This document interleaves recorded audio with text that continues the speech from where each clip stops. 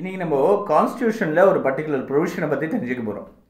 இந்த ப்ரொவிஷன் என்னன்னா article 20 clause 3 constitution right against self incrimination. ஒருத்தர் தனக்கு எதிராக சாட்சி கொடுக்கறதுக்காக வற்புறுத்தக்கூடாது, அவருக்கே எதிராக ஒரு சாட்சி கொடுக்கணுன்றதுக்கு வற்புறுத்தக்கூடாது. மிரட்டி சாட்சி கூட, மிரட்டி வாக்குமூலம் கூட, பிளாக்மெயில் பண்ணிட்டு வாக்குமூலம் கொடுக்கறது, வாக்குமூலம் வாங்குறது அப்படின்ற கான்செப்ட்லாம் இருக்குது. நிறைய சினிமாலெலாம் பார்க்குறோம் இல்லையா? ஸோ அந்த மாதிரி எதுவும் பண்ணக்கூடாதுன்றதுக்காக ஆர்டிகல் 20 clause 3 கான்ஸ்டியூஷனில் ரைட் அகெயின்ஸ்ட் செல்ஃப் இன்கிரிமினேஷன் அப்படின்றது இருக்குது. இது ஒரு கான்ஸ்டியூஷனல் லா கான்செப்டாக தெரியலாம், பட் இது ஒரு ப்ராக்டிக்கல் அப்ரோச்சுக்கு ரொம்ப ஒரு முக்கியமானது. ஆக்சுவலாக இது கான்ஸ்டியூஷனை மீறி இந்தியன் எவிடன்ஸ் ஆக்ட், சாட்சிய சட்டம் ப்ளஸ் சிவில் ப்ரொசீஜர் கோடு, கிரிமினல் ப்ரொசீஜர் கோடு எல்லாத்துக்கும் சம்மந்தப்பட்ட ஒரு முக்கியமான ஒரு ப்ரொவிஷன். அது மட்டும் இல்லாமல் ஒரு சாதா ஒரு பேசிக் சின்ன ஒரு போலீஸ் விசாரணையும் சம்மந்தப்பட்ட ஒரு முக்கியமான இந்த ப்ரொவிஷன். இதை பற்றி நம்ம இன்னைக்கு தெரிஞ்சுக்க போகிறோம்.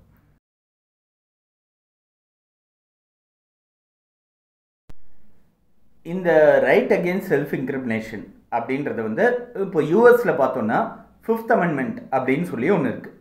ஐ டேக் த 5th அப்படின்னு வாங்க. ஒரு கிராஸ் எக்ஸாமினேஷன் நடக்கிறது அப்படின்னா நான் 5th அமெண்ட்மெண்ட்டோட ரைட்ஸ் நான் எக்ஸசைஸ் பண்ணுறேன் அப்படின்னு சொல்லிட்டு பதில் அதாவது அவங்க சொல்லக்கூடிய பதில் அவங்களுக்கு எதிராக போகிறதுக்கான வாய்ப்புகள் இருக்குன்னா ஐ டேக் த 5th அப்படின்னு சொல்லி அந்த கொஸ்டினுக்கு பதில் சொல்லாமல் இருப்பாங்க, ரெஃப்யூஸ் பண்ணுவாங்கன்றது ஒரு யூஎஸ் ப்ரொசீஜர், லீகல் ப்ரொசீஜரில் இருக்கக்கூடிய ஒரு விஷயம்.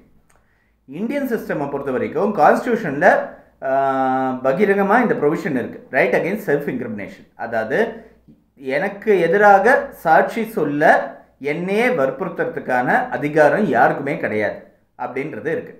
எனக்கு எதிராக சாட்சி சொல்கிறது மட்டும் இல்லாமல் எனக்கு எதிராக இருக்கக்கூடிய சாட்சியங்களை என்னை வற்புறுத்தி வாங்கிறதுக்கான அதிகாரம் யாருக்குமே கிடையாது அப்படின்றதும் இருக்குது. அவர் தப்பு பண்ணியிருக்காரு, தப்பு பண்ணலன்றது ரெண்டாவது விஷயம். இது ஒரு விசாரணை முறையை சம்மந்தப்பட்ட ஒரு பர்டிகுலர் ப்ரொவிஷன். இந்த ரைட் அகெயின்ஸ்ட் செல்ஃப் இன்கிரிமினேஷனுக்கு 3 பர்டிகுலர் கேரக்டரிஸ்டிக்ஸ், 3 பர்டிகுலர் இன்க்ரீடியன்ட்ஸ் இருக்குது அப்படின்னு சொல்லி சுப்ரீம் கோர்ட் ஒரு இடத்துல சொல்லியிருக்காங்க. First, accused of an offence. ஒரு அக்யூசேஷன் அவர் மேலே இருக்கணும், அவர் தப்பு பண்ணியிருக்காருன்ற அக்யூசேஷன் இருக்கணும். ரெண்டாவது, இவர் கொடுக்குற சாட்சியோ அதுக்கு அந்த அக்யூசேஷன் மேலே ஒரு லீகல் பேரிங் இருக்கக்கூடியத ஒரு விஷயமா இருக்கணும். மூணாவது, கம்பல்ஷன் இருக்கணும். வற்புறுத்தலின் காரணமாக, தூண்டுதலின் காரணம்ன்றது வேறு, வற்புறுத்தல்ன்றது வேறு. வற்புறுத்தலின் காரணமாக அவர் அந்த இன்ஃபர்மேஷனை வெளியே சொல்கிறதா இருக்கும். ஸோ இந்த 3 சேர்ந்ததுன்னா இந்த ரைட் டு செல்ஃப் இன்கிரிமினேஷன்றது வந்துடும். ஸோ அவர் கொடுக்குற அந்த இன்ஃபர்மேஷன் சட்ட ரீதியாக செல்லாதுன்னு கூட சொல்கிறதுக்கான வாய்ப்புகள் இருக்குது. இது அரசியல் அமைப்பு சட்டத்தில் கொடுக்கப்பட்ட ஒரு ஜீவாதார உரிமை. இது வேறு யாராலையும் அழிக்கவும் முடியாது, ரிமூவ் பண்ண முடியாதுன்றது தெரிஞ்சுக்க வேண்டியது. இது சம்மந்தமாக தெரிஞ்சுக்க வேண்டிய ஒரு சில சின்ன பாயிண்ட்ஸ் இருக்குது. ஃபஸ்ட்டு, ஒருத்தர் போலீஸ் கஸ்டடியில் இருக்கார், ஒரு தகவல் ஒன்று சொல்கிறாருன்றதுனால அந்த தகவல் இன்அட்மிசிபிள்ன்றது கிடையாது. அந்த தகவலை மட்டுமே சாட்சியாக அனுமதிக்க முடியாது, அவ்வளோதான். ஆனால் போலீஸ் கஸ்டடியில் இருக்காருன்ற ஒரே காரணத்தினால அவர் சொல்கிறது எதுவுமே ஏற்றுக்க முடியாதுன்ற மாதிரி இருக்காது. அது ஒரு விஷயம். ரெண்டாவது விஷயம், ஒரு வற்புறுத்தலின் பேரில் ஒரு சாட்சியமோ கொடுக்கறதுக்கு தான் இது செல்லுபடி ஆகுமே தவிர்த்து, தூண்டுதலின் பேரில் இப்படி பண்ணீங்கன்னா உங்களுக்கு இது நல்லது கிடைக்கிறதுக்கான சான்சஸ் இருக்குது, இப்படி பண்ணால் இப்படி அப்படின்னு சொல்லிட்டு கன்வின்சிங் மோட்லேயோ இல்லை ஒரு பர்சுவேசிவ்னஸ்னாலேயோ அவர்கிட்ட என்ன உண்மையை வரவழைச்சா அந்த உண்மை செல்லாதுன்றது கணக்கு கிடையாது அப்படின்றத ரெண்டாவது விஷயம் தெரிஞ்சுக்க வேண்டியது. 3rd டிகிரி மெத்தட், அதாவது அடிக்கிறது, உதைக்கிறது, சித்திரவதை பண்ணுறது, அப்படி பண்ணி வாங்குகிற வாக்குமூலம் செல்லாது. அது முக்கியமாக தெரிஞ்சுக்க வேண்டியது. ஒரு போலீஸ் ஸ்டேஷனில் சாதாரணமாக ஒரு சிவில் டிஸ்பியூட் இல்லை ஒரு மணி டிஸ்பியூட் இருக்குன்னு வச்சுக்கோங்க. ஒருத்தர் போலீஸ் ஸ்டேஷன் போயிட்டார், அந்த மேட்டர் போலீஸ் ஸ்டேஷனோட பார்வைக்கு வருது, என்கொயரி நடக்கிறதுன்னு வச்சுக்கோங்க. அந்த என்கொயரி முடிவில் ஒரு ஸ்டேட்மெண்ட் எழுதி வாங்கிப்பாங்க. அந்த ஸ்டேட்மெண்ட்டோட வேல்யூ நிறைய இடத்துல பார்த்தோன்னா அதுக்கு வேல்யூவே கிடையாது. ஏன்னா அது இன்ஸ்பெக்டர் ஆஃப் போலீஸ்க்கு அட்ரஸ் பண்ணப்பட்ட ஒரு ஸ்டேட்மெண்ட்டு. அது இருக்கும்போது சாதா டிஸ்பியூட்ஸ் க்ளோஸ் பண்ணக்கூடிய ஒரு கேசஸில் அந்த ஸ்டேட்மெண்ட்டுக்கு வேல்யூ கிடையாது அப்படின்றத தெரிஞ்சுக்க வேண்டியது. ஸோ போலீஸ் கஸ்டடியில் இருக்காங்கன்ற ஒரே காரணத்தினால அது இன்வேலிடேட் ஆகாது. அது தெரிஞ்சுக்க வேண்டியது இருக்கும். ஒரு பர்டிகுலர் கேஸில் ஒருத்தர் இன்னொருத்தரோட டெலிஃபோனில் பேசிகிட்டு இருக்காரு. அந்த டெலிஃபோனில் பேசுகிற நபர் ஒருத்தர் அக்யூஸ்டு. அவர் ஒரு சில தகவல் சொல்கிறாரு.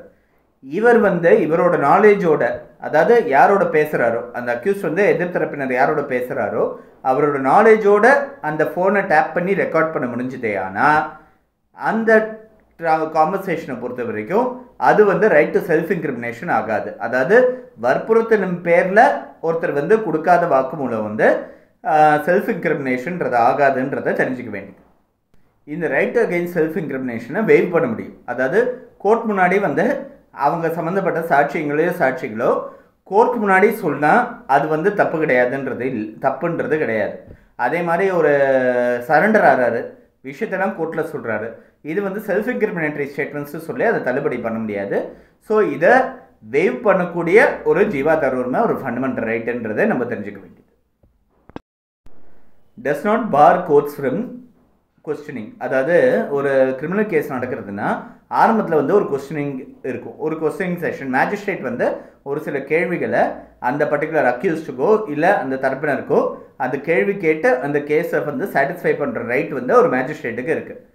இந்த மாதிரி ஒரு கேள்வி கேட்டு அவர் வந்து அவருக்கு எதிராக ஒரு பதில் சொல்கிறாருன்ற சூழ்நிலை ஏற்படுதுன்னா அந்த மேஜிஸ்ட்ரேட்டோட கேள்விகளோ இவரோட பதிலோ வந்து செல்லுபடி ஆகாது அப்படின்றது கிடையாது. ஸோ அது முக்கியமாக தெரிஞ்சுக்க வேண்டியது. இந்த ரைட் அகெயின்ஸ்ட் செல்ஃப் இன்கிரிமினேஷன் ரொம்ப ஒரு ஃபேமஸான கேஸ் என்னென்னா Selvi versus state of Karnataka. Narco analysis, brain mapping methods மூலமாக, பாலிகிராஃப் மூலமாக, பிரெயின் மேப்பிங் மெத்தட்ஸ் மூலமாக அவர் மனசில் எது உண்மைன்னு சொல்லி கண்டுபிடிக்கிறதுக்கான வாய்ப்பு இருக்கா அப்படின்னு சொல்லிட்டு நிறைய கேள்வி கேட்கப்பட்டது. இது வந்து இதை பொறுத்த வரைக்கும் நார்கோ அனாலிசிஸ், பிரெயின் மேப்பிங்கை பொறுத்த வரைக்கும் ஆரம்பத்திலே இல்லாமல் அவங்க கேட்கும்போது இது சம்மந்தமாக ஒரு டீட்டெயில்டான கைட்லைன்ஸ் வந்து செல்வி வர்சஸ் ஸ்டேட் ஆஃப் கர்நாடகா கேஸில் ஃபார்ம் பண்ணியிருக்காங்க, கோர்ட் வந்து ஃபார்ம் பண்ணியிருக்கு. இந்த டீட்டெயில் கைட்லைன்ஸ் பிரகாரம் இந்த என்கொயரி நடத்தினா அதில் எந்த விதமான தவறும் இல்லை. அது முன்கூட்டியே கோர்ட்டில் பர்மிஷன் வாங்கி பண்ண வேண்டியது. அப்படி இல்லைன்னா அது செல்லுபடி ஆகாதுன்றது முக்கியமாக தெரிஞ்சுக்க வேண்டிய விஷயம். இது சிவில் கோர்ட்டுக்கோ இல்லை வேற எந்த ட்ரிபியூனலுக்கோ அப்ளிகபிள் ஆகாது. இது ஸ்ட்ரிக்ட்லி கிரிமினல் கேஸுக்கு மட்டும்தான். No person can be compelled to be witness against himself அப்படின்றது கிரிமினல் கேஸ் சம்மந்தப்பட்ட ஒரு முக்கியமான ஒரு ப்ரொவிஷன். இது தவிரவும் இன்னொரு ப்ரொவிஷனும் இருக்குது, அது அடுத்த ஒரு சில வீடியோஸில் நம்ம பார்ப்போம். ஆர்டிகல் 22 அப்படின்றது இருக்குது. ஸோ இந்த மாதிரி ஒரு ப்ரொவிஷன்ஸை பேஸ் பண்ணி ஒரு விசாரணை நடத்துறதுக்கான வழிமுறைகள் ரொம்ப மாறுபட்டிருக்கு, ரொம்ப மாறி செயல்பட ஆரம்பிச்சிருச்சு. ஒரு ஸ்டேஜில் வந்து ரொம்ப சாதகமாக இருக்குன்றத நம்பிக்கை கொடுக்கறது. ஸோ இந்த மாதிரி ப்ரொவிஷன்ஸை பேஸ் பண்ணி கேர்ஃபுல்லாக தெரிஞ்சு வச்சுக்கிட்டோன்னா நாளைக்கு ஒரு சூழ்நிலையில் ஒரு போலீஸ் ஸ்டேஷன் முன்னாடி எழுதி கொடுக்க வேண்டிய லெட்டர் இல்லைனா ஒரு கஸ்டடியில் இருக்கிறவருக்கு தேவையான முக்கியமான அட்வைஸஸை நம்மளால் கொடுக்க முடியுன்றதை தெரிஞ்சுக்க வேண்டியது.